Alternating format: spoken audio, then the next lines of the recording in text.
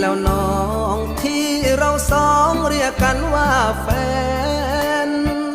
พี่ทำคะแนนในฐานะแฟนผ่านเกณฑ์หรือเปล่าพาน้องแรมร้อนนุ่มดอนผ่านร้อนผ่านหนาว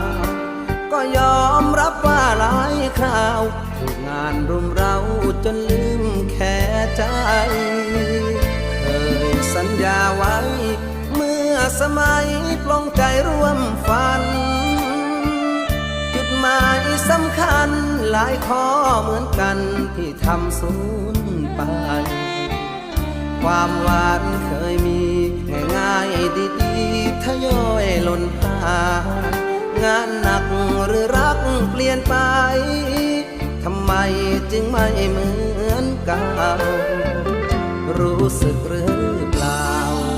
ว่าเราเผลอใจร้อนบ่อยพลาดนิดผิดหน่อยก็แรงใส่กันทุกคราว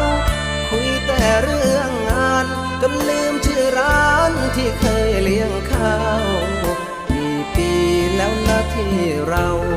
ลืมฉลองวันเกิดให้กันอยากให้เรานั้นเพิ่มความหวานให้คำว่าแฟนชีวิตคลอนแคลนถ้ารักหนักแน่นก็คงก้าวผ่านเติมน้ำตาลใจให้เรายิ้มได้ในทุกทางฝันทำตัวเหมือนเริ่มคบกันถึงรักเรานั้นผ่านมากี่ปี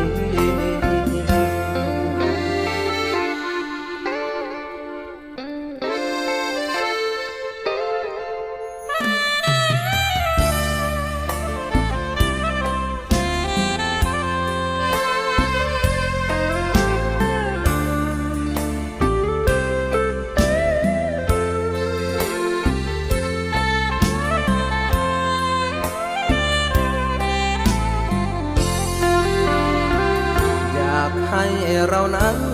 เพิ่มความหวานให้คำว่าแฟนชีวิตคลอนแคลนถ้ารักหนักแน่นก็คงก้าวผ่านเติมน้ำตาลใจให้เรายิ้มได้ในทุกทางฝันทำตัวเหมือนเริ่มคบกันถึงรักเรานั้นผ่านมากี่ปีเติมน้ำตาลใจให้เรายิ้มได้ในทุกทางฝันวันนี้ซ้อมก่อนแล้วกันพูดคำสั้นๆว่ารักจังเลย